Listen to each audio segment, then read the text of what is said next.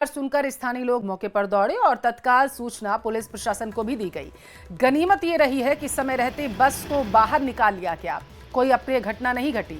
हादसे के बाद मौके पर चौमू पुलिस ने बस को बाहर निकाल लिया। पहुंची थी जब पुलिस, स्थानीय लोगों ने मांग की है कि नेशनल हाईवे 52 की खस्ताहाल पुलिया की मरम्मत तुरंत की जाए। खटारा और बिना फिटनेस वाले स्कूल बसों पर कार्रवाई की जाए। स्कूली बच्चों की सुरक्षा को लेकर स्पष्ट और सख्त नियम लागू किए जाए। देखिए, नेशनल हाईवे 52 पर यह बड़ा सड़क हादसा देखने को मिला था। हालांकि गनीमत ये रही है कि कोई दुर्घटना इसमें घटित नहीं हुई है। ये जो बस है इसमें बच्चे सवार थे, जानकारी निकलकर सामने आई है और इस घटना के बाद से जो लोग हैं उनमें काफ़ी आक्रोश है। मांग की जा रही है कि इस सड़क को दुरुस्त करवाया जाए और इसके साथ ही जो बसें चलने की हालत में नहीं है सड़कों पर, उन्हें सख्त कार्रवाई की जाए और उन्हें सड़कों पर चलने के लिए परमिशन ना दी जाए, कार्रवाई की जाए प्रशासन की तरफ से। देखिए, आपकी जानकारी के लिए आपको बताते चलें कि लगातार बारिश का सामना राजस्थान को करना पड़ रहा है, ऐसे में सचेत रहने की जरूरत है। बूंदी से बड़ी खबर, भीमलत महादेव पिकनिक मनाने आए 5 दोस्त और एक युवक पानी के तेज बहाव में सेल्फी लेने के दौरान बह गया है। सूचना पाकर मौके पर सदर थाना पुलिस पहुंच चुकी है। युवक की तलाश की जा रही है। देखिए तस्वीर आपके टेलीविजन स्क्रीन पर, बताया जा रहा है पिकनिक मनाने ये सभी गए थे। ज्यादा जानकारी ले लेते हैं, संवाददाता भवानी सिंह हमारे साथ जुड़ चुके हैं टेलीफोन लाइन पर। भवानी सिंह, जरा बताइएगा ये हादसा कितनी देर पहले घटित हुआ है और रेस्क्यू ऑपरेशन कहां तक पहुंचा? बिल्कुल, देखिए भीमलत महादेव कुंड के बहाव में ये 5 युवक जो थे कोटा से पिकनिक मनाने आए थे। इस दौरान जो बरेली यूपी कोटा में जो छात्र था, इंजीनियरिंग की तैयारी कर रहा था, वो पानी में बहकर कुंड में डूब गया। इस दौरान जैसे ही सदर थाना पुलिस को सूचना लगी तो सदर थाना पुलिस मौके पर पहुंची है। खुद सीआई रमेश आर्य मौके पर हैं, एसआई वीरम मौके पर हैं और सिविल डिफेंस की टीम जो है वो मौके के लिए रवाना हो गई है।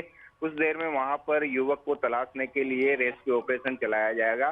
कहते हैं कि जो अपने शौक है वो खतरे से दूर रहकर करे, ये अपने आप में सभी अनुरोध भी करते हैं, अपील भी करते हैं। आज ये सेल्फी लेने के दौरान हादसा हुआ और ये एक युवक जो है वो कुंड में पानी के बहाव में डूब गया। फिलहाल रेस्क्यू ऑपरेशन शुरू कर दिया गया है। सिविल डिफेंस के जवान मौके पर मौजूद है, युवक को तलाश कर रहे हैं। जी चलिए, ठीक है भवानी सिंह, बहुत शुक्रिया आपका जानकारी के लिए।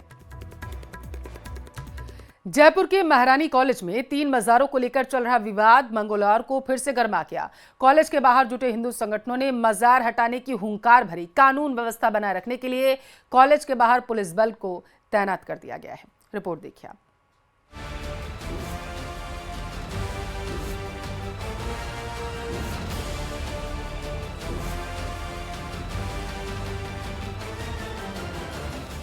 महारानी कॉलेज में मजारों पर रार बरकरार, हिंदू संगठनों की हुंकार, शिक्षा के मंदिर में मजार नहीं स्वीकार। लैंड जिहाद की आड़ में सर कल लव जिहाद होगा। कल लैंड जिहाद की आड़ में 56 टुकड़ों में हमारी लड़कियों को काट के फेंका जाएगा। क्या पता हम काटी जाएं, क्या पता वो उस पर तेजाब फेंक दे, इनका कुछ नहीं पता है। अपने ही देश में हिंदू कब तक झेले निर्वासन का दंश। कुछ समय बाद इसको ये कहेंगे ये भी वक्फ बोर्ड की जमीन है, तो क्या हिंदू हर जगह से पलायन करेगा? हिंदू इतना कमजोर नहीं।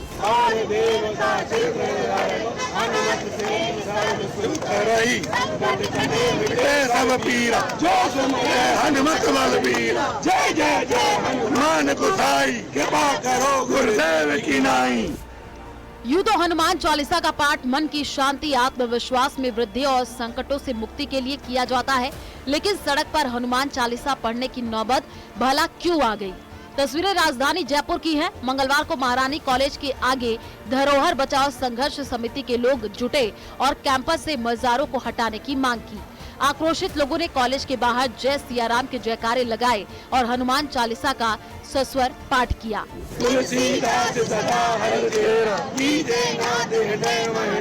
जांच समिति के नाम पर और इसको लिंगर ऑन करके हमको बरगलाया जा रहा है।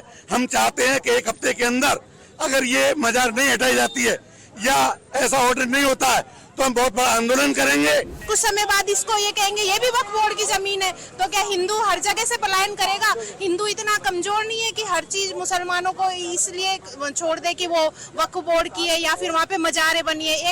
एक आपने मकबरा बना दिया, उस पर ग्रीन पर्दा डाल दिया, तो क्या एक मजार बन गई? ये अपने आप में एक षड्यंत्र है और प्रशासन को इस पे ध्यान देना चाहिए। ये विद्या मंदिर विद्या पढ़ाओ लिखाओ बच्चों को, और ये कॉलेज भी लड़कियों का है, उनकी सुरक्षा की दृष्टि से भी सही नहीं है। ये बताए लव जिहाद भी हो सकता है, कई बड़े बड़े कांड हुए, ऐसा क्यों माना जाए? और ऐसी गलत एंट्री क्यों?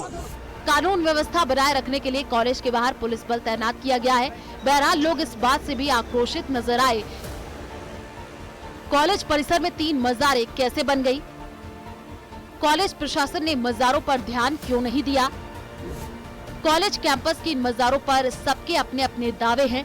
कांग्रेस विधायक अमीन कागजी कहते रहे हैं कि ये कब्रें तकरीबन 165 साल पुरानी हैं और इनका स्पष्ट प्रमाण भी उपलब्ध है। कागजी ने सवाल उठाया कि अगर ये ढांचे हाल के होते तो इतने वर्षों से यहाँ कैसे मौजूद रहते। अब ये सरकार को निर्णय करना है। सारे जितने भी इसके हिस्टोरिकल पेपर्स जो हमारे पास थे वो हमने कलेक्टर साहब को दे दिए थे और कलेक्टर साहब ने एक कमेटी बना दी थी। उस कमेटी का हम सबको जो निर्णय है, जो उसकी जांच करी है उन्होंने, उसका हम सबको इंतजार करना चाहिए। सरकार अपना निर्णय ले। इधर धरोहर बचाओ संरक्षण समिति के मुताबिक कॉलेज कैंपस में शैक्षणिक और सरकारी जमीन पर नियमों के विपरीत अवैध अतिक्रमण कर 3 मजारों का निर्माण किया गया। समिति के मुताबिक ये लैंड जिहाद है, जिसकी आड़ में महारानी कॉलेज में लव जिहाद का बीज बोने का षड्यंत्र रचा जा रहा है। जिस कॉलेज में पुरुषों की एंट्री नहीं, वहां अचानक 3 मजारों का निर्माण कैसे हो गया? हमने विरोध का सिंबॉलिक था और स्वाभाविक रूप से विश्वविद्यालय प्रशासन को सद्बुद्धि देने के लिए हमने हनुमान चालीसा का पाठ आयोजित किया है और हम यही अपेक्षा करते हैं विश्वविद्यालय प्रशासन को सद्बुद्धि आए और ये जो महारानी महिला कॉलेज जो है उसमें से यहाँ से ये अवैध अतिक्रमण जो है मजारें हटाई जाए। सरकार से प्रशासन से कोई इस पूरे मामले में आपकी बात हुई कि क्या कुछ कहना है सरकार? हमारी प्रशासन में केवल जिला कलेक्टर महोदय से बात हुई थी। जिला कलेक्टर महोदय ने हमने ज्ञापन सौंपा था और उसमें 10 दिन का हमने टाइम दिया था और जिला कलेक्टर महोदय ने इस पे तुरंत एक्शन लेते हुए 8 लोगों की कमेटी बनाई और 4 दिन का समय मांगा था। 4 दिन के समय के बाद में उन कमेटी ने 7 दिन का एक्सटेंशन और मांगा जो 18 तारीख को पूरा होने वाला है। तो ये लिंगारोंड वाला विषय चल रहा था, इस वजह से हम लोगों ने आज ये सामूहिक हनुमान चालीसा का पाठ आयोजित किया। क्या लगता है आपको सरकार का इस पूरे मामले के अंदर क्या रोल है? जो भी रुकोगे वो रिपोर्ट में आ जाएगा और रिपोर्ट आने के बाद में हम लोग आगे की रणनीति तय करेंगे। आपको बताते चले कि विवाद के बाद जिला कलेक्टर की ओर से गठित 6 सदस्यीय जांच कमेटी ने पिछले दिनों कॉलेज कैंपस का दौरा कर मजारों का निरीक्षण किया था। बताया जा रहा है कि कमेटी बहुत जल्द अपनी रिपोर्ट कलेक्टर को सौंपेगी, जिस पर प्रशासन अगला निर्णय लेगा। न्यूज़ 18 राजस्थान के लिए जयपुर से रोशन शर्मा की रिपोर्ट। आरोप है कि अपनी कविता के जरिए टीचर ने कांवड़ यात्रा को लेकर दुष्प्रचार किया। मामला बढ़ा और इसे लेकर पुलिस में शिकायत दर्ज कराई गई। टीचर का नाम है रजनीश गंगवार, जिसके खिलाफ एफआईआर दर्ज कर ली गई है। सबसे पहले आपको टीचर की वो कविता वाला वीडियो दिखाते हैं जिस पर पूरा विवाद हुआ है।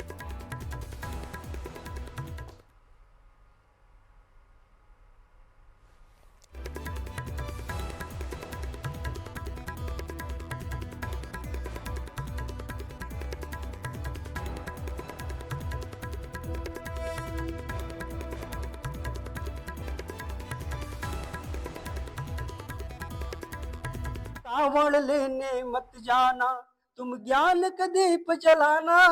कावड़ ढोकर कोई वकील डीएमएसपी नहीं बना है। कावड़ जल से कोई बनिया हाकिम वैद नहीं बना है। भांग धतूरा गांजा सुल्फा मद से कोई उद्धार न होगा। और विवाद बढ़ा तो टीचर पर एफआईआर ठेस पहुंची है और हिंदू धर्म को बहुत ज्यादा आक्रोश है लोगों के अंदर कि हमारी कावड़ यात्रा के लिए कोई भी व्यक्ति अगर ऐसे कहेगा कि कावड़ लेने मत जाना, तो जो मत जाना वाला शब्द है इसमें ये बहुत ही ज्यादा गलत शब्द है और हम लोग इससे बहुत ज्यादा नाराज। एक तरीके से हिंदू छात्रों का ये माइंड वॉश कर रहा है। ये भी एक तरीके का जिहाद है जो हिंदू संस्कृति को सीधे सीधे खत्म करने का प्रयास है। इसके ऊपर मुकदमा होना चाहिए और ये जेल जाना चाहिए। अगर नहीं जाता। और विवाद बढ़ा, टीचर पर एफआईआर दर्ज हुई तो टीचर ने सफाई दी, कहा कि उनकी मंशा किसी की भावना आहत करने की नहीं थी। मीडिया पे वायरल हो गया है। इस संबंध में आज थाना बहेड़ी पर तहरीर प्राप्त हुई है। प्राप्त तहरीर के आधार पर तत्काल बीएनएस की आवश्यक धाराओं में अभियोग दर्ज किया गया है और आवश्यक विधिक कार्रवाई की जा रही है। कि जाते हैं तो कई दुर्घटनाएं घट जाती हैं, कहीं जो है आपस में मारपीट हो जा रही है, कहीं जो है कावड़िया नशे में है तो कहीं और भी दुर्घटना, उनसे बचाना था। और मेरा उद्देश्य कोई दूसरा नहीं था, बल्कि पूरी कविता को आप सुने, उसमें विचार में शिक्षा का महत्व बताया गया है। अरे बच्चे बड़े हो जाएं, उनकी जो भी भावनाएं वो करें, मैं उनको घर पे तो नहीं रोकने जा रहा। और चलिए अब बात उत्तराखंड से बड़ी खबर की करते हैं। उत्तराखंड के सरकारी स्कूलों में श्रीमद् भागवत गीता पढ़ाई जाएगी।